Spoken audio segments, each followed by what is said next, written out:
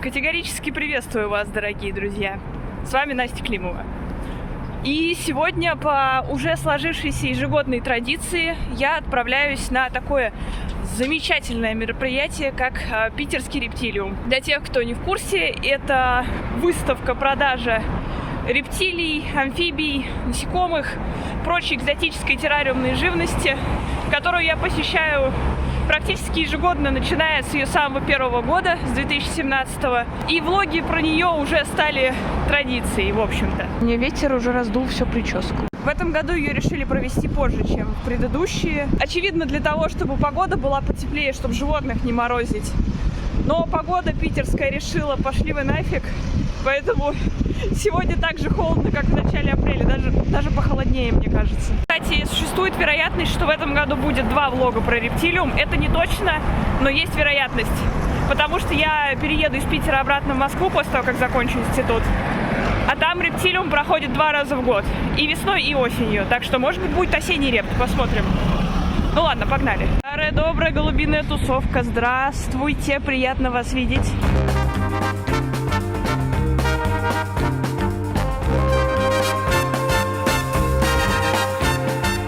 В общем-то, вот мы и прибыли. Ей! Рептилиум. Влюбляем в рептилий с 2017 года. Действительно влюбляют. Ребят, вкатывайтесь в террариумистику. Это круто. Я получила специальный браслетик. Мы ворвались на рептилиум. Жабо. И первое впечатление, которое я могу сказать, это почему вы опять не сделали гардероб. В прошлом году гардероб был, и я уже обрадовалась, типа, ура, наконец вы даете людям в холодное время года, ну еще холодное, понятное дело, конец апреля, но, блин, это Питер, людям повесить куртки. Почему нет гардероба сейчас? Алло! В любом случае, все равно атмосфера хорошая, я нашла, куда пристроить куртку. Слава богу, у меня тут есть знакомые со столом, я им просто подошла и кинула под стол куртку. Ну, в общем, все, идем смотреть зверье.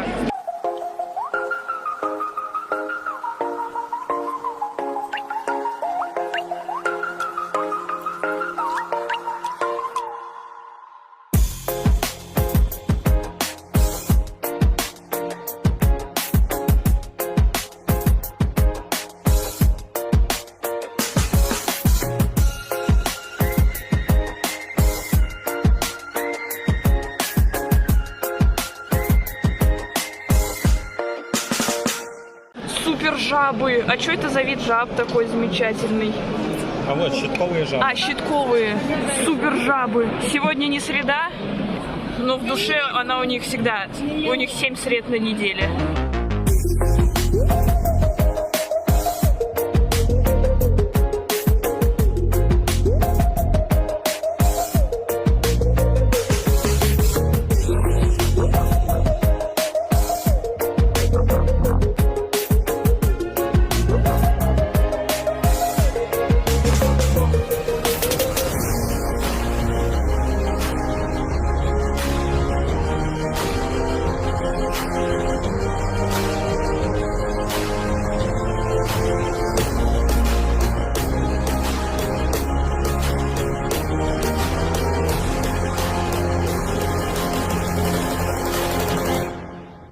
Трахилипус и Кавказиусы, мои старые друзья. Те, кто подписан на мой телеграм, могут знать, что у меня была огромная колония этих мокриц в 2023-м, в начале 24-го. И потом она погибла по непонятным причинам, возможно, из-за какого-то грибка. Но была прямо здоровенная колония, они у меня размножались очень хорошо. Так хочется снова попробовать на самом деле. Какие крутые! Они питаются натуральным бульоном. Я только что совершила до неприличия импульсивную покупку на 4000 рублей. Стыд мне и позор.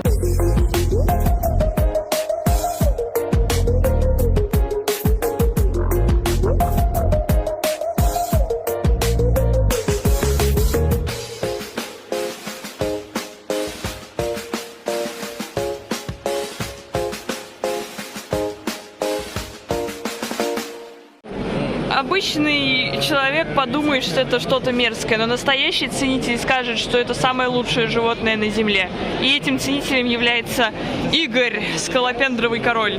Это сочная, сладкая, как первая любовь скалопендра, готова одарить вас прекрасной порцией позитива и нежности. Вам может показаться, что она очень опасная, агрессивная, но это не так.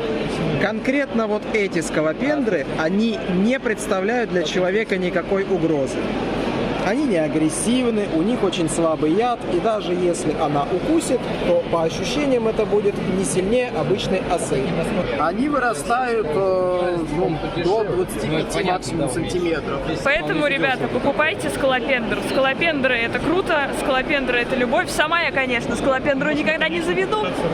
Ну, вот Она врет, я ее заставлю. Не первый год и не последний, но рано или поздно это произойдет.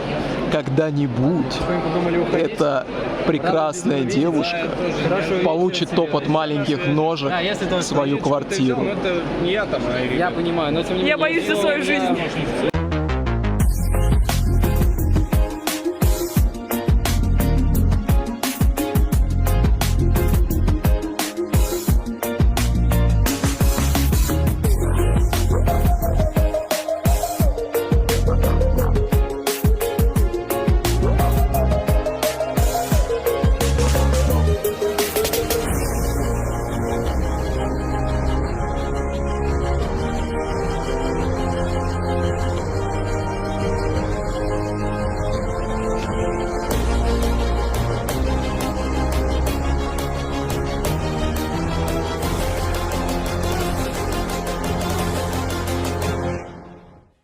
А сейчас будет забавная история про паука Анатолия. Я увидела смешную подпись на соуснике, подошла снять его на видео, ну а дальше все как в тумане. Вопрос не с вами. Давайте я вам откроем, да. Анатолий станет звездой Ютуба. Вот Анатолий, маленький Анатолий. Привет, Анатолий. Купите Анатолия? Купите Анатолия. Можем Скидку сделаем. Вы просто поймали паука в подъезде, да? Это мы тут... Это настоящий? То есть паук? Да. Вы так быстро это делаете? Я первый человек, который спросил про него, что ли? Да. Сейчас найдем. Я думала, ну он же Анатолий, как можно мимо пройти? Классно. Хотите Анатолия? Да блин, я не держала никогда пауков. Да. Ну, похоже. Я только что импульсивно купила кивсиков, у меня нет... Можно этого взять? Можно вот. Анатолия. Сделаем скидку за 300, можете забрать. Мне сказали, что надо не только Анатолия, но и Ирину рекламировать. Ирина и ее рабы, муравьиная семья. Но вы лучше Анатолия заберите. Блин. Финально. Давайте, Анатолия. Мне пытаются впарить паука Анатолия. Я подошла спросить про Анатолия, меня начинает впаривать какого-то рандомного паука, я никогда в жизни не держала. Это и есть Анатолий. Никогда не поздно начать их держать. Это просто какое-то чертово насилие, это должно быть незаконно. Я пыталась отойти от этого стенда 10 раз. Они впарили мне паука Анатолия. Я никогда не держала пауков, я никогда не хотела держать пауков. Мне просто не оставили выбора. Мне просто его практически суют в руки, говорят, за 300 отдадим. Я говорю, нет, они такие, за 250, за 200. Но в итоге они отдали мне его за 250. В общем, за 250 рублей у меня есть... Я даже не знаю, как читать это. Тлилтокатл албо пилосус. Теперь у меня есть паук. Я не знаю, на черта мне паук. Вот реально.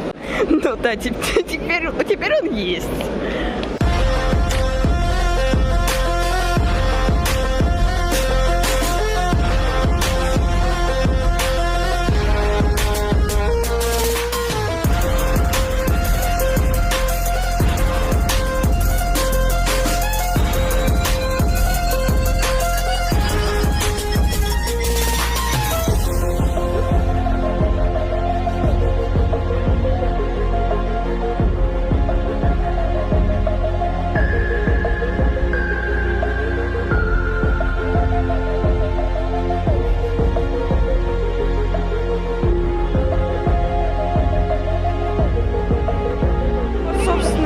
Моя хотелка — это Архохотина маргината сатуралис.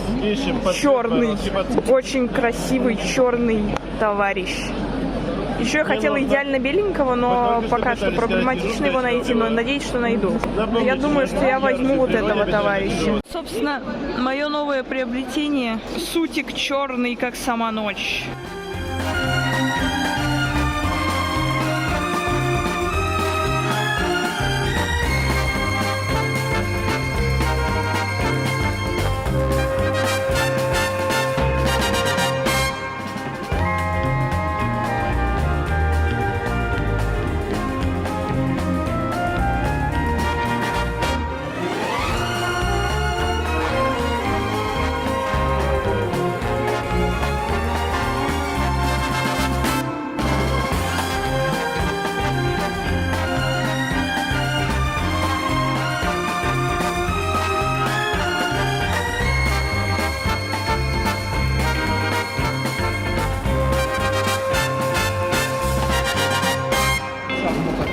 Это такая всратая черепаха, у нее такая улыбочка дурацкая. Ну тут за 15 можно.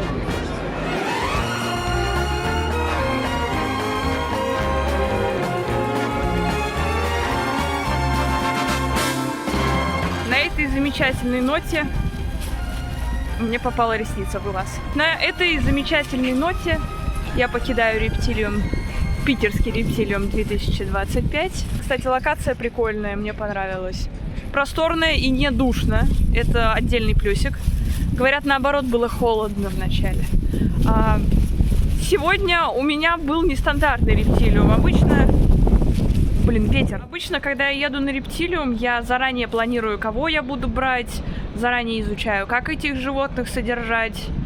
В этот раз немного что-то пошло не по плану. Я ехала изначально с целью купить двух еще архохатин сутуралисов. Собственно, одну я купила. Второго окраса, который я хотела, это то есть полностью лейцист, его не было. Поэтому я купила только черного. И потом я подумала, ну посмотрю, что еще есть. Потом случились два кивсяка, а потом случился паук Анатолий. Короче, да, я еду домой с вдвое большим количеством животных, чем я планировала. И все не тех видов, кроме одного. В общем, едем. Рептилиум 2025, ты меня удивляешь. Итак, мы приехали домой. Время для эпичного анбоксинга. У нас на этот раз аж целых 3 экспоната, что примерно на 2 больше, чем обычно. Это улитка новая, архохатина маргината сутуралис, черни кивсяки, 2 штуки, и паук Анатолий. Начнем мы, конечно, с улиточки. Улиточка отказывается сотрудничать, улиточка намертво приклеилась к крышке, и, видимо, мне придется ждать, когда она соизволит. Вот. Ну, в общем, вот этого товарища я решила назвать УАЗик. Почему УАЗик? Потому что мы продолжаем нашу историю с автомобильными названиями для улиток, которая началась с Жигуля в прошлом году. На Рептилиуме 2024 года я купила, кто смотрел прошлое видео, тот его помнит, архохатина маргината сутуралис Сильвер, тот же самый вид, только другая расцветка. И он был вот точно такого же размера, вот как сейчас УАЗик, который показал нам один глазик. Вот такого размера он был. Сейчас я вам покажу, какого размера Жигуль сейчас, спустя чуть-чуть больше, чем год. Вот такой у нас Жигуль. Ну, то есть можно сравнить, как он вырос с тех пор. Динозавр настоящий, а не сутуралис. А вот это Масипусик. Так вот, наша цель будет сделать так, чтобы вот это превратилось вот в это примерно за год. Вот, собственно, Жигуль нам показал свое прекрасное личико. И тут мы можем видеть тот самый замечательный окрас Сильвер, про который я говорила, и который, собственно, влюбил меня в него с первого взгляда на прошлом Рептилиуме. Просто сравните размеры контейнеров Жигуля и УАЗика. Вот, собственно, УАЗик пополз в исследование своего нового дома. Ну, будет вот он жить первое время, месяца 2, я думаю, он будет здесь тусоваться, в контейнере, в котором в его возрасте жил Жигуль. Вот. А как он из него вырастет, он пойдет по той же самой матрешке, в которой жил Жигуль, и получит свой большой контейнер, и у него появится собственный номерной знак, прямо как у Жигуля. Если вы хотите завести большую улитку, если вы не хотите ахатину, то вот, архохатина сутуралис просто шикарные звери. По размерам относительно других улиток средние, по активности меланхоличные, жрут хорошо, соплей немного. Вот из всех улиток, что у меня были, именно архохатина маргината сутуралис украла мое сердечко. Ладно, мы переместимся к другим зверям тем временем. Кстати, те, кто смотрел влог про рептилиум за 2023 год, может помнить, что тогда я приобрела глазчатых хальцидов. Это такие маленькие песчаные сцинки. Так вот, они выросли, у меня появилась еще одна пара, и вот буквально в начале апреля у них родились детишки. Когда они подрастут, я буду искать им новых хозяев. Так что, если вам интересны глазчатые хальциды, то можете заглядывать в мой телеграм-канал. Я там буду выкладывать обновы. Я там вообще все подряд выкладываю, ну и про зверушек в том числе. В общем, заходите. А вот это домик для кивсяков. Да, контейнер не очень большой, но это, не знаю, это скорее временное решение, потому что у меня большего контейнера не было. Я там отдала один УАЗику, а эти ребята не сказать, что были запланированы, но зато я насыпала очень толстый им субстрата, так что, может быть, глубина компенсирует не сильно большую площадь, но потом я их пересажу в больший контейнер, но пока первое время, я думаю, они могут пожить вот так. Вот такие вот ребята. Вот это с более контрастными полосками это самец, с более нежными это самка. Не сказать, что это привязано к полу, я просто выбрала вот так. Плюс вот этих конкретных кивсяков в том, что они очень человые, они не воняют йодом, не брызгают слюной, если ты их трогаешь, они так довольно скромненько прячутся, но в целом они очень спокойные, не истерят, в общем. Смотрите, он даже не стал крепко сворачиваться, прямо сразу развернулся и такой: здравствуй. Пацан пошел. Сейчас, наверное, сразу начнет уходить под землю. И вот я посадила девочку. Правда, она так все-таки свернулась. Вот, пацан уже все. Он пошел изучать глубины этой земли. Очень активно. А девочка пока скромничает. Мермеладка. Покажи глаза свои, прекрасная принцесса. У них такие офигенские глаза. Жалко, что они вниз направлены. Нужно, чтобы она взглянула вверх. Ну, пожалуйста. Какая у них острая попа. Давай, цаца. Ой, да ну тебя.